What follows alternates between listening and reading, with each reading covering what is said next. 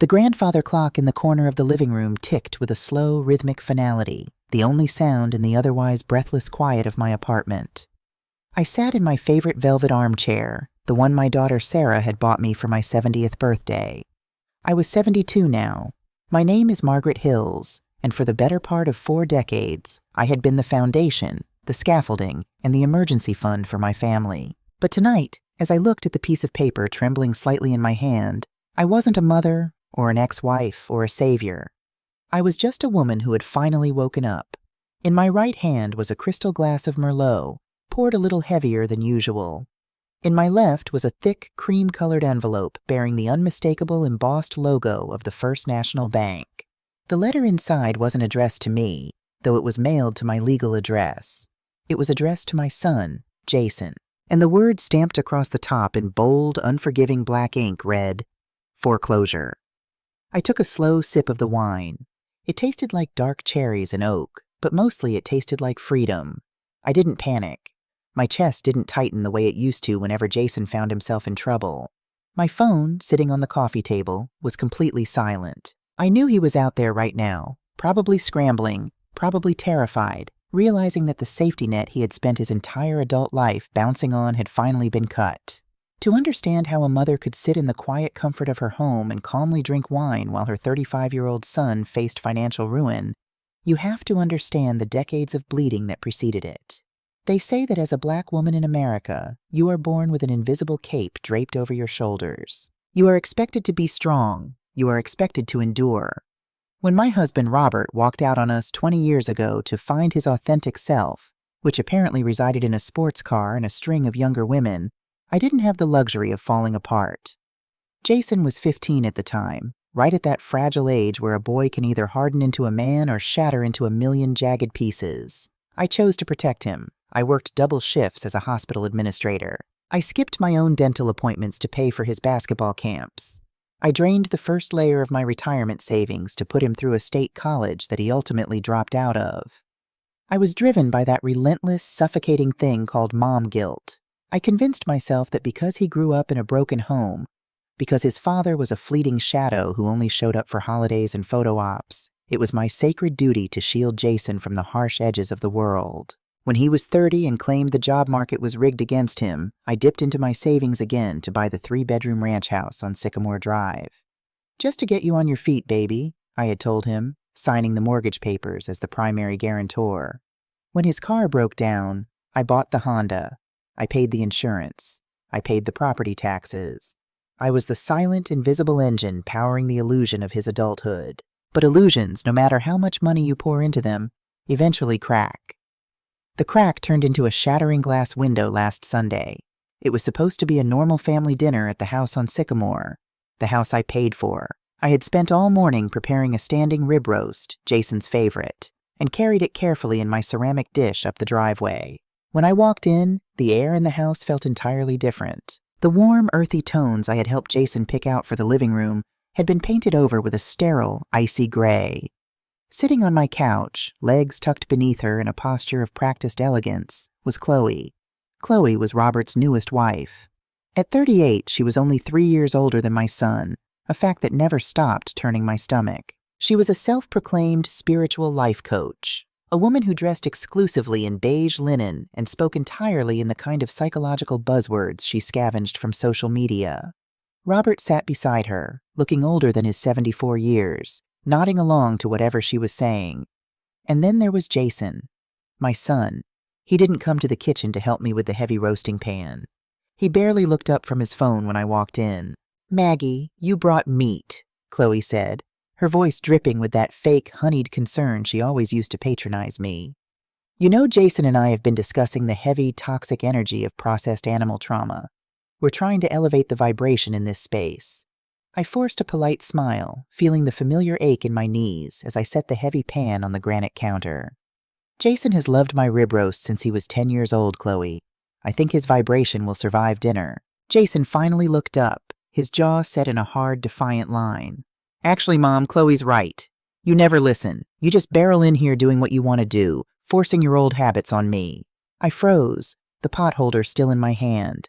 It was a small comment, but there was a venom in his tone that I wasn't used to. I brushed it off, playing the peacemaker, the role I had rehearsed for a lifetime. But as the evening dragged on, the atmosphere around the dining table grew increasingly suffocating. Sarah, my eldest daughter, sat quietly next to me, her eyes darting nervously between her brother and me. Sarah had always been the independent one, the one who paid her own bills and never asked for a dime, and the one I admittedly took for granted because she didn't need rescuing. As we picked at the dinner, which Chloe had supplemented with a tasteless raw kale salad, the conversation turned to Jason's career. He had recently quit his 4th job in 3 years, claiming the management didn't respect his boundaries. "So what's the plan now, Jason?" I asked, keeping my voice gentle, neutral. "The property taxes are due next month, and you know I'm on a fixed income now. I need to know you can cover your half of the utilities this time." The silence that followed was so thick you could have cut it with a steak knife. Chloe sighed, a long, dramatic sound, and reached across the table to place her hand over Jason's. "Margaret," she said, her tone suddenly adopting the cadence of a grief counselor, "we are trying to protect Jason's peace right now. Bringing up money at the dinner table is a very low-vibrational, controlling tactic. It's financial abuse, really. You use your money to keep him tethered to you." I stared at her, genuinely stunned. "Excuse me? Financial abuse? I bought this house to keep him from living in a motel." I looked at Robert, expecting him to intervene, to defend the woman who had raised his son while he was off playing bachelor. But Robert just stared at his plate, a coward to his very core. Then Jason spoke. He leaned forward, his eyes narrowed, staring at me, not like a son looks at a mother, but like a warden looks at an annoying prisoner. "She's right, Mom. You don't help me because you love me. You help me because you have a savior complex. You need me to be broken so you can feel important." The words struck my chest like physical blows. "Jason," I whispered, the air leaving my lungs. "No, let me speak," he interrupted, his voice rising, bouncing off the walls I had paid to paint. "You've always been miserable. Ever since Dad left, you've just been this heavy, depressing weight. You try to control everything I do. You're a loser, Mom. You really are. You have no life of your own, so you try to buy mine." He turned to Chloe, his expression softening into something sickeningly devoted. "Chloe is more of a mother to me than you ever were. She actually sees me. She understands my potential without demanding a receipt for it." Sarah gasped, dropping her fork. "Jason, shut your mouth. Are you out of your mind? She pays for the roof over your head." "I didn't ask her to," Jason shouted back, slamming his hand on the table. The crystal glasses rattled. "She forced it on me to stroke her own ego." I sat perfectly still. In the movies, this is the moment where the mother cries. This is the moment she screams, or begs for respect, or throws a glass of wine in a dramatic fit of rage. But real heartbreak doesn't look like that. Real heartbreak is entirely silent. I felt a strange, cold sensation wash over me, starting from the crown of my head and trickling down to my aching joints. It was the feeling of an invisible cord snapping. The heavy, suffocating cape of the strong black mother unclasped from my neck and fell to the floor. I looked at Jason, really looked at him. I saw the entitlement in his 35-year-old eyes. I saw the smug, victorious smirk on Chloe's face at the end of the table. I saw Robert's pathetic, averted gaze. For 35 years, I had poured my lifeblood into a bottomless well, hoping that one day, love would echo back up. In that frozen second, I realized it never would. I was not nurturing a son. I was funding a parasite. I didn't argue. I didn't defend my sacrifices. I slowly pushed my chair back. The wood scraped loudly against the hardwood floor. "Margaret, don't walk away," Chloe said, her voice dripping with faux pity. "Running away is a trauma response. We need to hold space for this healing." "I am going home," I said. My voice was dangerously quiet, completely devoid of the warmth they had exploited for decades. I didn't look at Jason. I looked at Sarah, offering her a tiny, reassuring nod. "Thank you for the company, Sarah." I walked out of the dining room, but as I went into the kitchen to retrieve my wool coat from the back of the door, I realized I had left my car keys on the counter near the patio.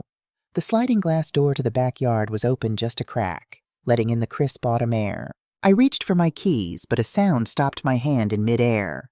It was voices. Jason and Chloe had stepped out onto the back patio to have a cigarette, a habit Jason had sworn to me he had quit 5 years ago. I stood in the shadows of my own kitchen, barely breathing, and listened. "You did great, babe," Chloe's voice murmured in the dark, stripped completely of its spiritual, airy-fairy tone. She sounded sharp, calculating, like a corporate shark. "I don't know, Chloe," Jason replied, sounding suddenly nervous, like a little boy who had just broken a window. "She looked really cold. What if she stops paying the utilities?" "Let her," Chloe scoffed. "That's exactly what we want. If she thinks you don't need her money, her ego will panic, but she'll pull back. Once she's emotionally disconnected, we bring your dad in. We convince him to talk her into selling this house. The market is peaking right now, Jason. If she sells, you're entitled to half the equity as the resident. That's at least $200,000. That's the seed money for my wellness retreat center.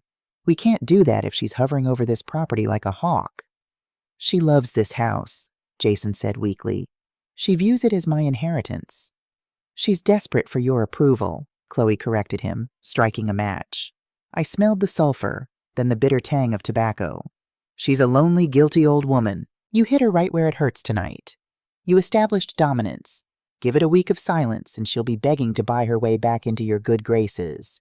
Then we pitch the sale of the house as a fresh start for your relationship." I stood there in the dark kitchen, the keys biting into the palm of my hand. They weren't just ungrateful, they were orchestrating a heist. Chloe, the woman who preached about toxic energy, was manipulating my son's deep-seated daddy issues to force the sale of the only major asset I had left to my name, all to fund her delusional business venture.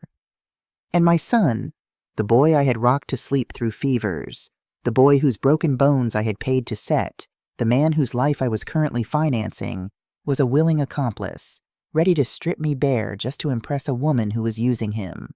I didn't burst out onto the patio. I didn't scream. I didn't demand an explanation.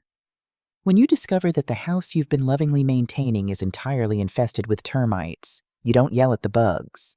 You step outside, you lock the door, and you call the exterminator. I slipped my coat on, walked silently out the front door, and got into my car. The drive back to my apartment was a blur of streetlights and shadows. I didn't turn on the radio. I didn't shed a single tear. By the time I put my key into the lock of my apartment door, the grieving mother inside me was dead and buried. In her place was someone else entirely, someone who had kept every single receipt. Now, as I sit here on this Tuesday evening, looking at the foreclosure notice, I feel the corners of my mouth turn up into a smile I haven't worn in years. They wanted independence. They wanted boundaries. They thought my money was a chain keeping them down.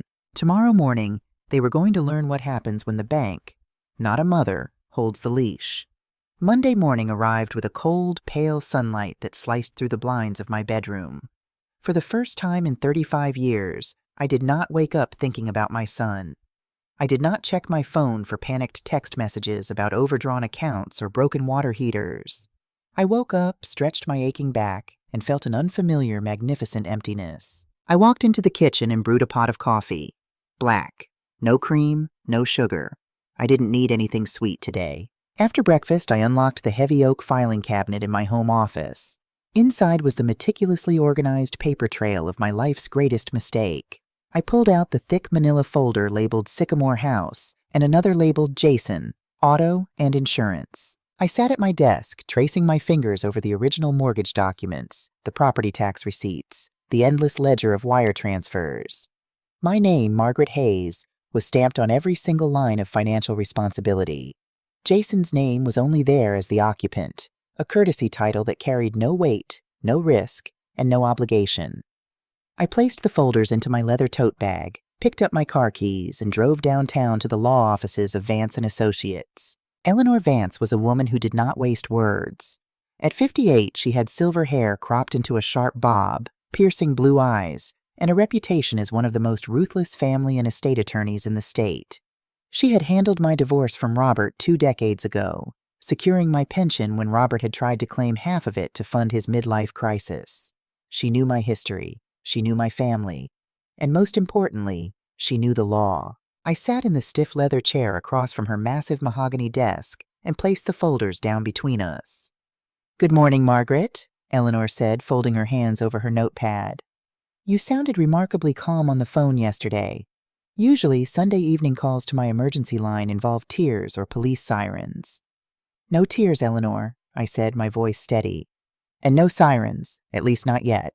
I need to financially sever myself from my son, completely and permanently. I want my name off the Sycamore house. I want my name off his car. And I want a formal revocation of any and all financial support. If he wants to be an independent man, I am going to grant him his wish. Eleanor raised a perfectly sculpted eyebrow. She didn't ask why. She just reached for the Sycamore folder and opened it, scanning the original deed and the mortgage agreement.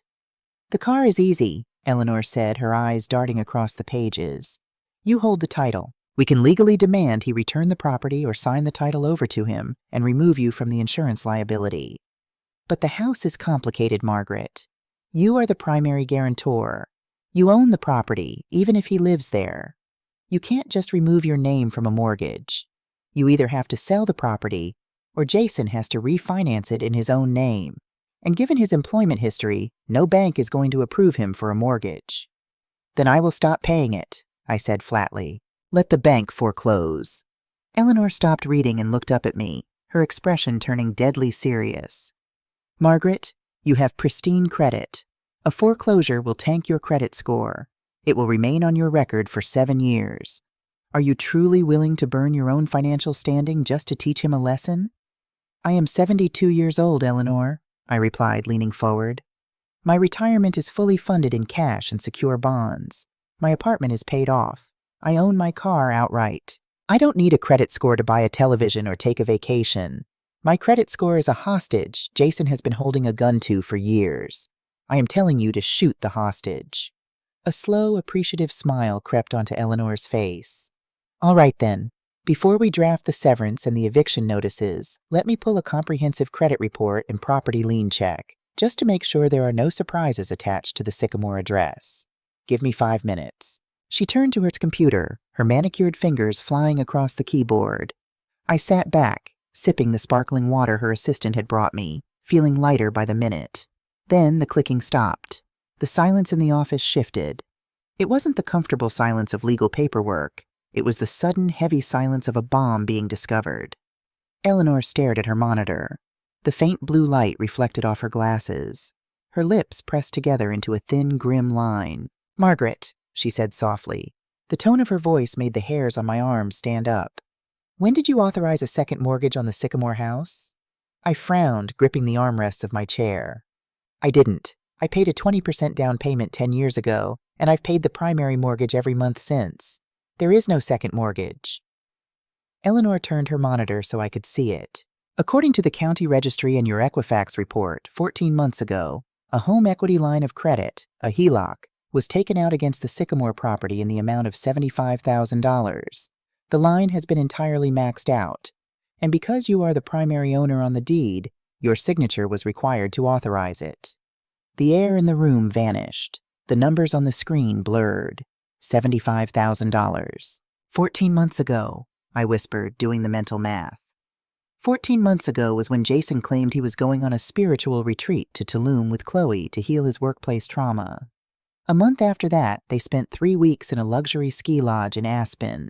He had told me Chloe's wellness business was booming and she was treating him. He forged my signature, I said. The words tasted like ash in my mouth. He stole the equity out of the house to fund his vacations with his father's wife. Eleanor's face was stone cold. She printed out the loan origination document and slid it across the desk. There, on the bottom line, was my name, Margaret Elizabeth Hayes. But the loop of the M was too wide. The slant of the H was entirely wrong. It was a sloppy, arrogant forgery, notarized by someone who clearly hadn't asked for an ID, likely one of Chloe's shady business contacts. This is bank fraud, Margaret, Eleanor said, her voice dropping into her professional, ruthless register. It is a federal crime. Furthermore, it constitutes identity theft. If we take this to the police, Jason will be arrested. He could face 5 to 10 years in federal prison. The bank will investigate, the notary will lose their license, and the debt will be cleared from your name. She handed me a pen. Say the word, and I will have the police at his door before lunch. I stared at the forged signature. I thought about the little boy who used to hold my hand so tightly when crossing the street. I thought about the teenager who had cried into my shoulder when his father didn't show up for his high school graduation. And then I thought about the 35-year-old man who had looked me in the eye 24 hours ago, called me a loser, and plotted to manipulate me out of my life savings to impress a grifter. Tears pricked the corners of my eyes, but I refused to let them fall. The mother in me was howling in agony, but the survivor in me, the woman who had rebuilt her life from scratch, was calculating. If I called the police, Jason would go to jail, but he would play the victim. He would tell the world and himself that his cruel, controlling mother had him locked up over a misunderstanding. Chloe would rally behind him, launching GoFundMe campaigns for his legal defense, painting me as the villain. No, prison was too easy. Prison would give him an excuse. I wanted him to feel the absolute, crushing weight of the real world. I wanted him to watch his own arrogant choices dismantle his life brick by brick. I pushed the pen back across the desk. "No police," I said. Eleanor looked surprised. "Margaret, you are on the hook for $75,000, plus the primary mortgage. If you default, the bank will seize the house, but they could also come after your other assets to cover the difference." "I know," I said, my mind working faster than it had in years. "But the Sycamore house is in a highly desirable neighborhood. The property value has skyrocketed. Even with the primary mortgage and this fraudulent HELOC, there is still equity left. If the bank forecloses, they will auction the house. They will take what they are owed from the sale, and the debt will be wiped clean. Protect my liquid assets.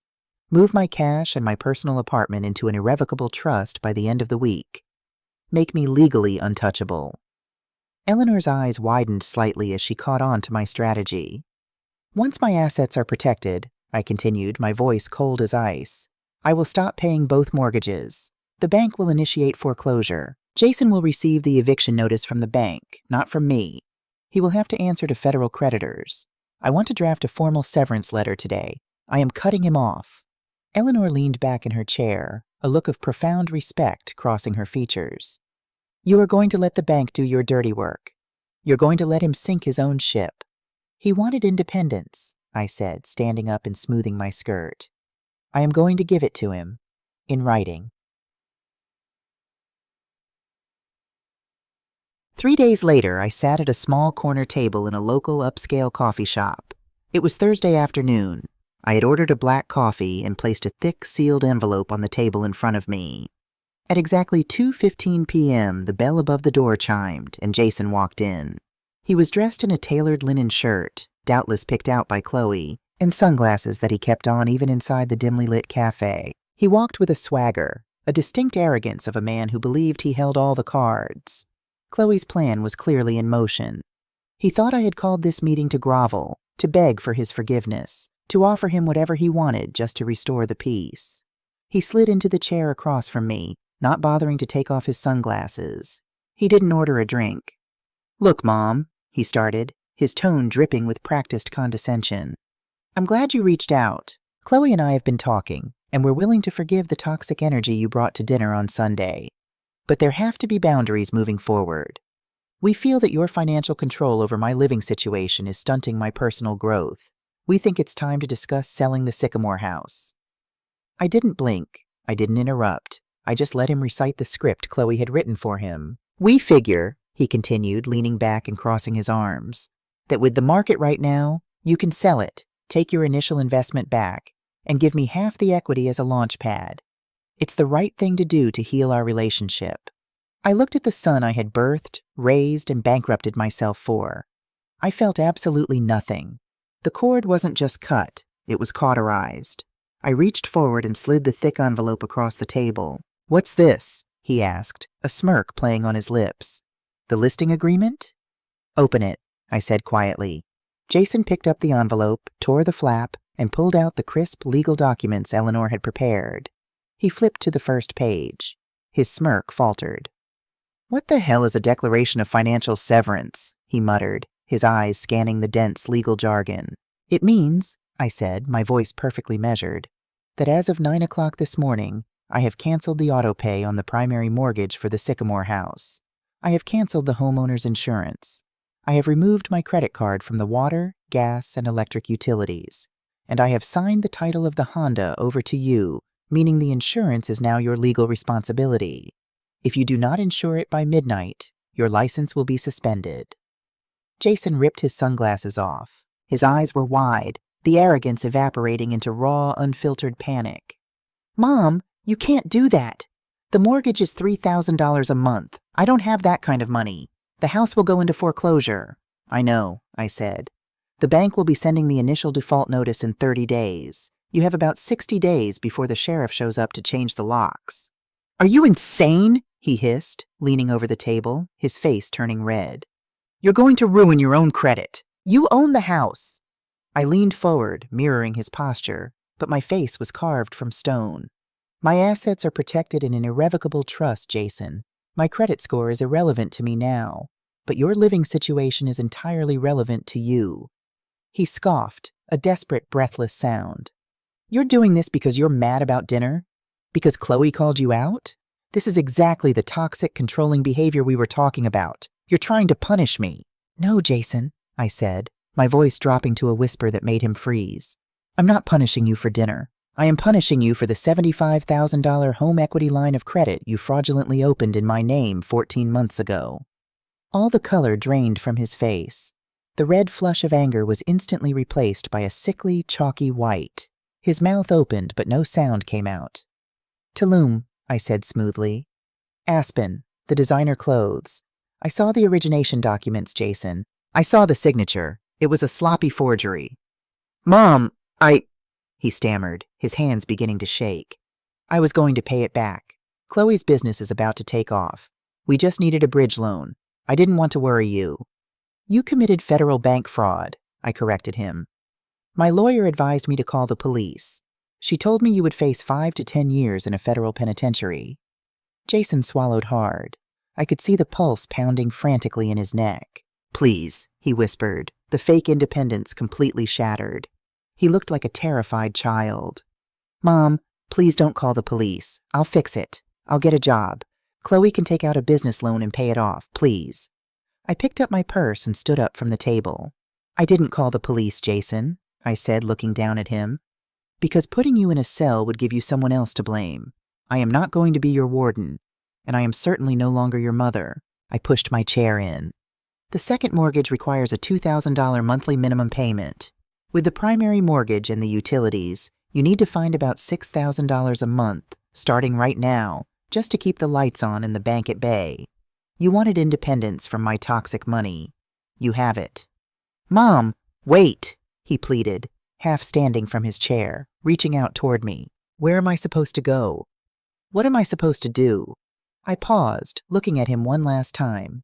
"Ask Chloe," I said. "I hear her vibrations are very high this time of year." I turned and walked out of the coffee shop, stepping into the crisp afternoon air. I didn't look back. The weekend that followed my meeting with Jason was the most peaceful 48 hours I had experienced in 2 decades. I didn't check my phone. I didn't anxiously monitor my bank app to see if a utility bill had suddenly spiked. I spent Saturday morning at the farmer's market, buying fresh hydrangeas and a jar of expensive local honey.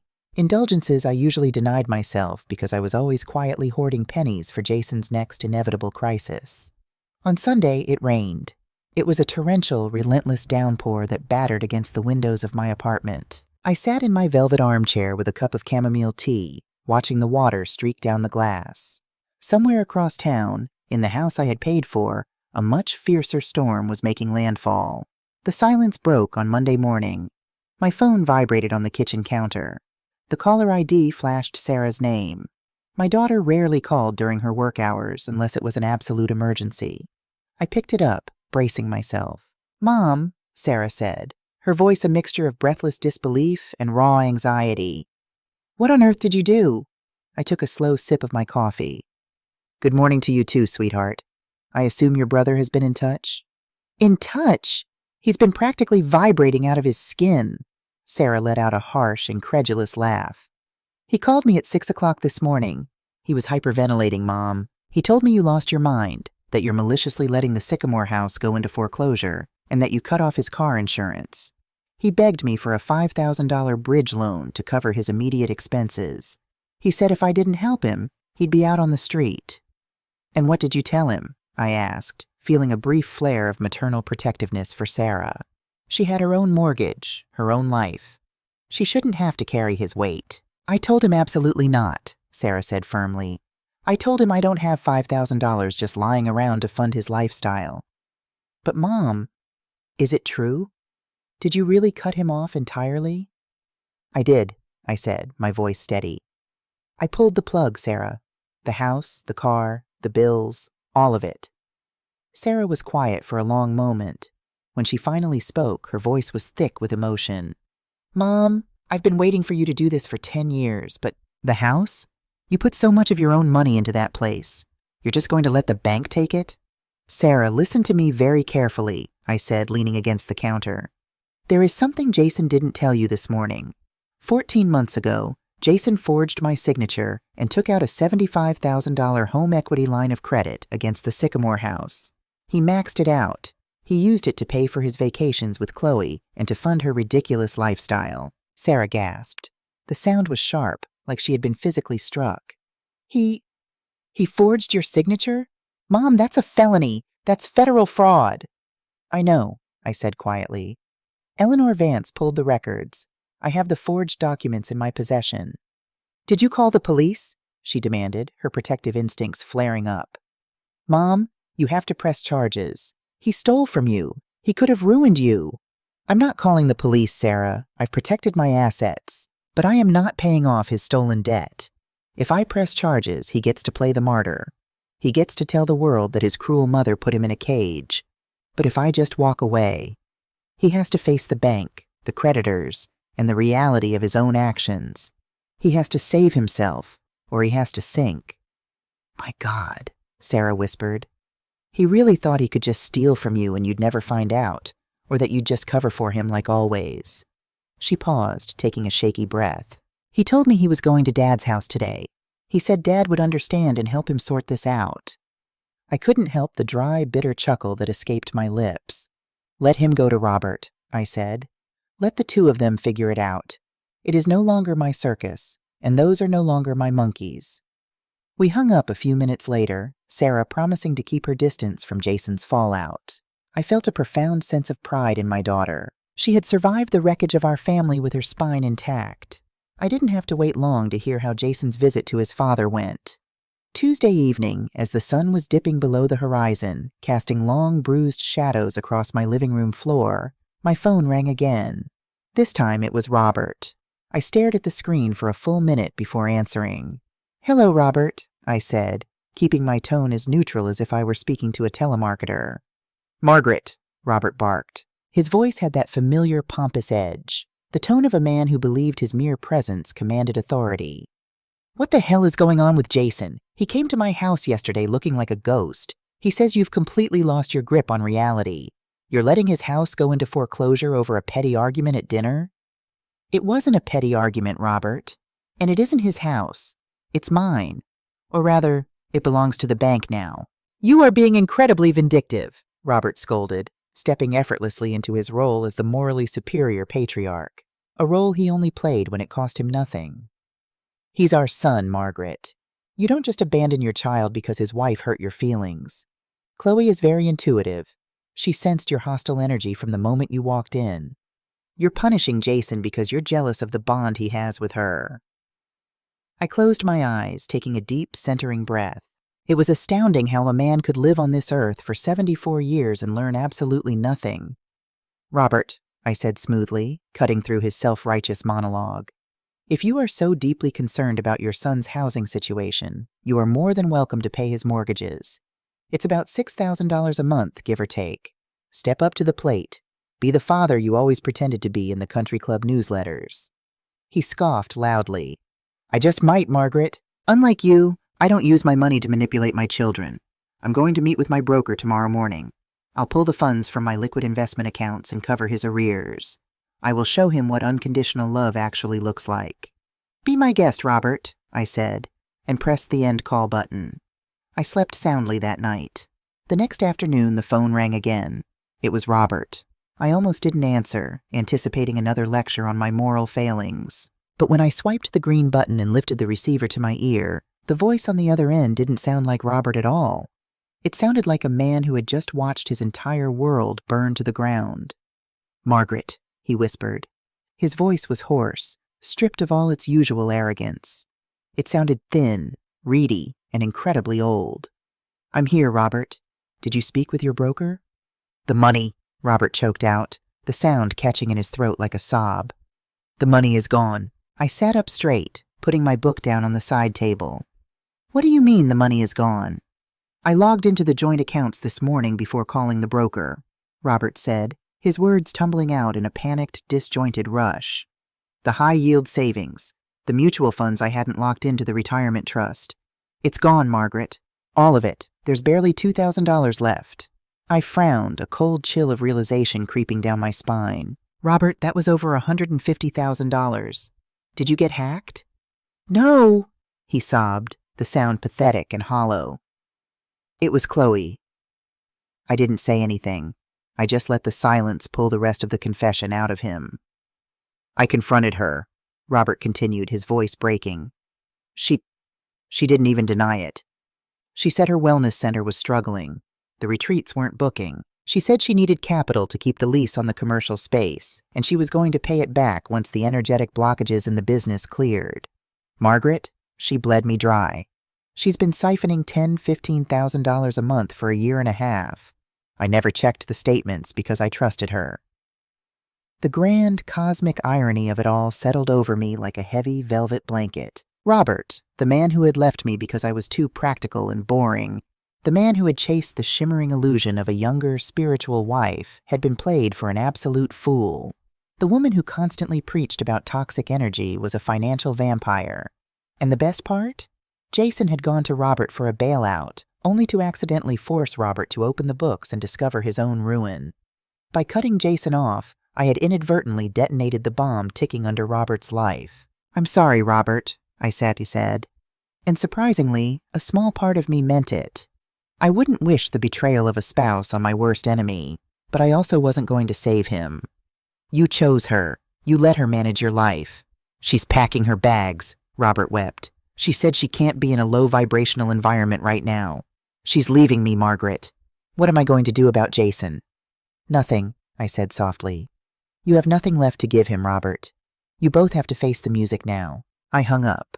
2 hours later, the final boss of this miserable circus finally showed her face. My phone buzzed. A text message from a number I had never saved, but knew by heart. Pick up the phone, Margaret. We need to talk. I poured myself a glass of iced water, walked over to my desk, and opened my laptop. I woke up the screen, navigating to the encrypted folder Eleanor had sent me days ago. Then I dialed Chloe's number. She answered on the first ring. You really think you're clever, don't you? Chloe hissed. The honeyed spiritual guru voice was completely gone. She sounded like a cornered rat, vicious, panicked, and dangerous. Hello, Chloe. I hear you're having a difficult afternoon, I said, clicking open a PDF file on my screen. You did this on purpose, she snarled. You cut Jason off knowing he'd go whining to Robert, knowing Robert would check the accounts. You orchestrated this to ruin my marriage. Don't flatter yourself, I replied smoothly. I cut Jason off because he stole from me. You ruined your own marriage when you decided your husband's retirement fund was your personal piggy bank. You listen to me, you bitter old hag, Chloe spat, her breathing ragged. I am not going down quietly. I know people at your country club. I have thousands of followers online. I will get on Facebook Live tonight and tell everyone exactly what kind of mother you are. I'll tell them how you financially abused your son, how you abandoned him, how you're a miserable, controlling narcissist. I'll make sure you can't show your face in this town again. And if the bank comes after Jason for that loan, I'll testify that you authorized it and just forgot because your mind is slipping. She was going for the throat. It was the classic narcissist's playbook. Darvo, deny, attack, and reverse victim and offender. She thought the threat of public humiliation would terrify a woman of my generation. She thought I cared about the gossip of women I barely liked. I didn't raise my voice. I didn't defend myself. I just clicked my mouse. Chloe, are you near your computer? I asked calmly. What? She snapped, thrown off by my tone. Open your email, I just sent you something. I heard the muffled sound of keys tapping on her end, followed by a tense silence. What is this? She asked, her voice faltering slightly. That, I said, leaning back in my chair. is a copy of Jason's tax return from last year, the one he filed using the CPA you recommended. Look at Schedule C, line 27. More silence, then a sharp intake of breath. You see, I continued, my voice taking on the patient, instructive tone of a schoolteacher. When Jason forged my signature for that $75,000 loan, he funneled $50,000 of it directly into your LLC. But instead of declaring it as a gift or an investment, your accountant classified it as a consulting expense to offset Jason's taxable income, while you likely buried it in your books to hide it from Robert. It's a very messy, very illegal paper trail.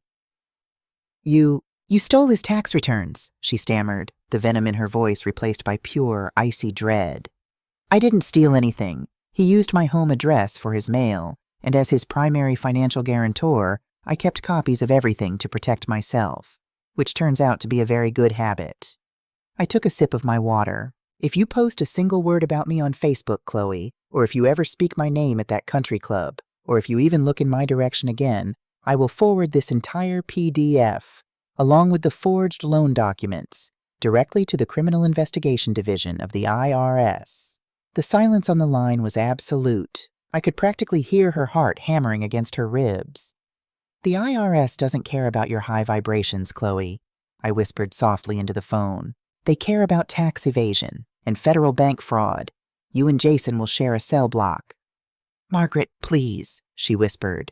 The spiritual coach was dead. The grifter had been caught. Pack your bags, Chloe. Get out of Robert's house. Get out of my family. And never, ever contact me again. I didn't wait for her to respond. I hung up the phone, walked over to my filing cabinet, and locked it. The dominoes hadn't just fallen, they had shattered, and I was standing perfectly unscathed outside the blast zone. The heavy machinery of consequence is remarkably slow, but it is absolute. For the next 2 months, I watched from a quiet, serene distance as the life my son had built on my dime crumbled into dust.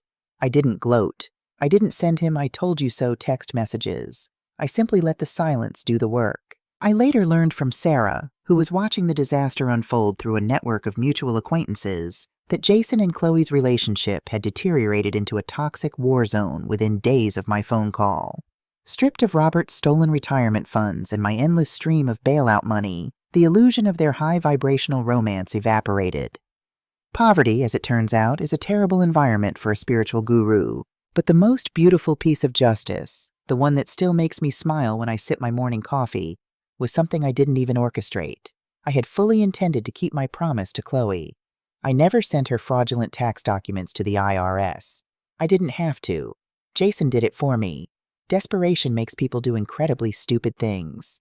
About 3 weeks before the bank's final eviction deadline, Jason panicked. He marched into a local branch of the First National Bank, demanding a hardship modification on the forged second mortgage.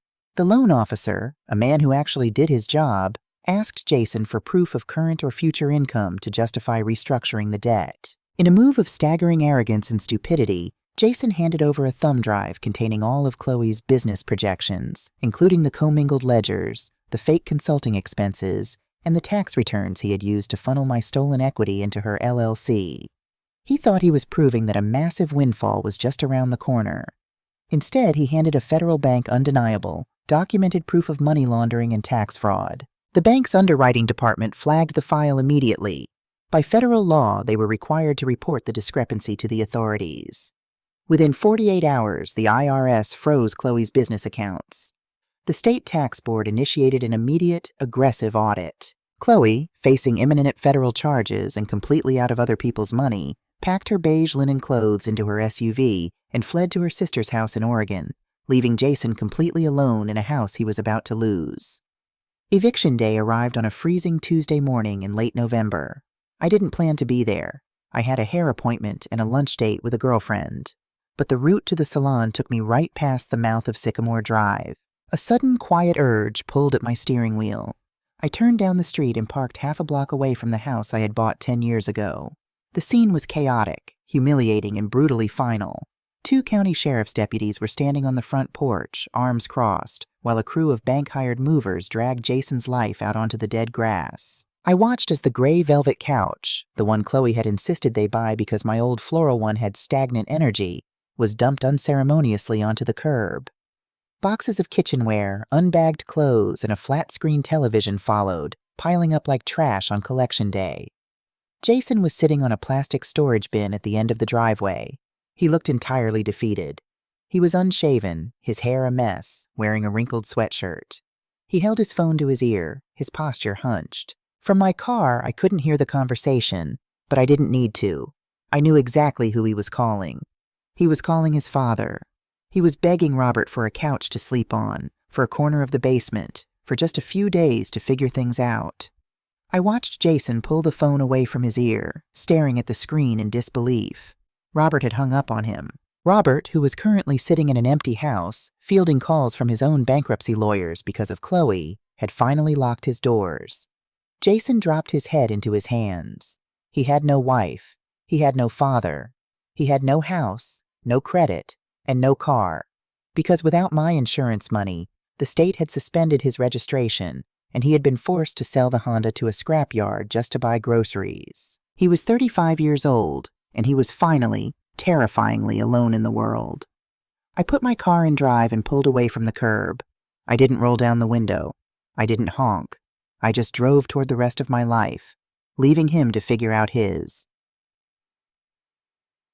Winter thawed into a crisp, hopeful spring. 6 months passed without a single word from my son. During those months, my life expanded in ways I hadn't thought possible. Without the constant, draining anxiety of managing a grown man's crises, I found myself sleeping through the night. I joined a garden club. I took Sarah on a 10-day cruise to Alaska, first class, paid for in cash. For the first time in my 72 years, I was living entirely for myself. Then, on a Tuesday afternoon in early May, my phone buzzed. It was a text message from an unknown number. "Mom, it's Jason. I know you probably never want to see me again, but I'm off shift at 4 p.m. today. I'd really like to buy you a cup of coffee. Please." I stared at the screen. The old Margaret would have dropped everything, her heart fluttering with the desperate hope that her little boy had finally come to his senses. The new Margaret took a moment to water her orchids before replying. "The diner on 4th Street. 4:30. I only have 20 minutes. When I walked into the diner, I almost didn't recognize him. Jason was sitting in a corner booth wearing a dark blue polo shirt with the logo of a local hardware store stitched over the breast pocket. His hands, usually perfectly manicured, looked rough and dry. The arrogant swagger, the entitlement that used to roll off him in waves, was entirely gone. He just looked tired.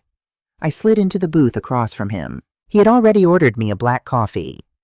"Hi, Mom," he said quietly, his eyes meeting mine only briefly before dropping to his hands. "Hello, Jason. You're working at the hardware store?" He nodded, swallowing hard. "Yeah, full-time. I rent a room in a house near the industrial park. I take the bus to work." He let out a dry, humorless chuckle. "Turns out, having a felony fraud investigation on your record limits your career options. The bank agreed not to press federal charges if I surrendered the house without a legal fight and set up a payment plan for the stolen equity. I'll be paying them back until I'm 50. I took a sip of my coffee. Actions have consequences. I'm glad you're finally meeting them.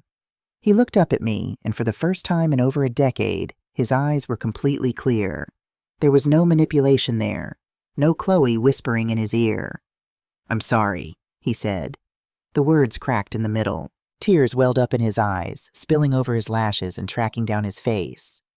"Mom, I am so deeply, incredibly sorry. For what I said at that dinner. For the loan.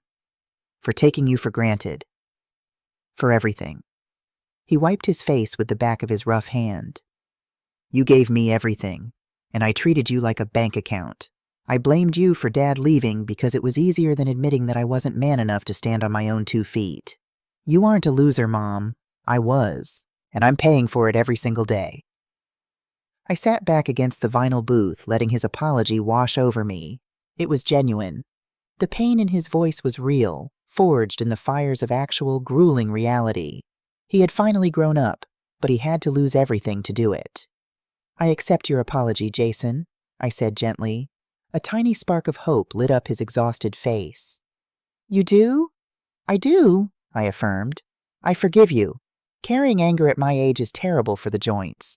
He let out a shaky breath, reaching across the table as if to take my hand. "Thank you. Mom, I'm going to do better. I'm going to work my way up at the store. Maybe in a few months when I have some savings, I could come over for Sunday dinner again. Just you, me, and Sarah." I looked at his outstretched hand, resting on the Formica table. I didn't reach out to take it. "No, Jason," I said softly. The spark of hope in his eyes instantly died. "No? Forgiveness is for my peace of mind," I explained, my voice steady, carrying the weight of a woman who finally knew her own worth. "But trust is something entirely different. You broke my trust in a way that cannot be repaired over a cup of coffee, or even 6 months of hard work. I am glad you are standing on your own. I truly am. But you are going to stay on your own."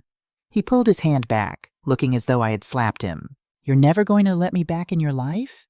I will text you on your birthday, Jason, and on Christmas.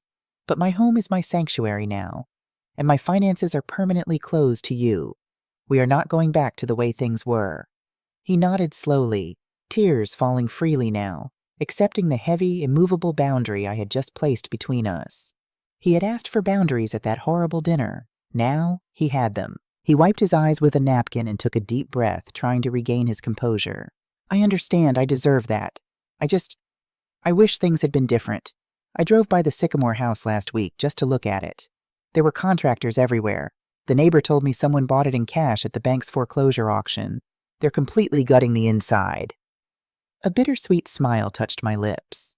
"Yes, I know. They're turning the den into a nursery." Jason frowned, confused. "How do you know that?" I picked up my purse, sliding out of the booth. I looked down at the man I had raised, feeling a profound, peaceful detachment. "Because I was the one who bought it at the auction, Jason." His jaw dropped. He stared at me, completely speechless. "I bought it back from the bank for pennies on the dollar," I explained calmly. "And the day the deed cleared, I transferred it into an irrevocable trust for your sister." "Sarah?" he whispered, stunned. "Yes, Sarah," I said, my voice ringing with absolute clarity. "Sarah, who never asked me for a dime. Sarah, who paid her own way through nursing school. Sarah, who is expecting her first child this winter and needed a home with a yard. I spent 35 years investing all my resources into the child who demanded it. I decided it was time to invest in the child who actually deserved it." Jason sat frozen in the booth, the reality of my words crushing whatever last illusion he was holding on to.